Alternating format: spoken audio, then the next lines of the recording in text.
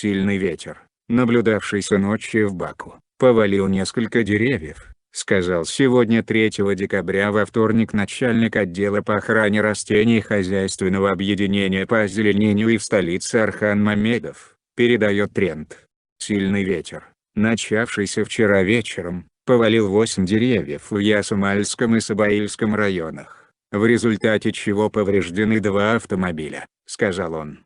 Мамедов добавил, что в настоящее время хозяйственное объединение работает в усиленном режиме. Сотрудники отдела по охране растений ведут в различных местах города агротехнические работы.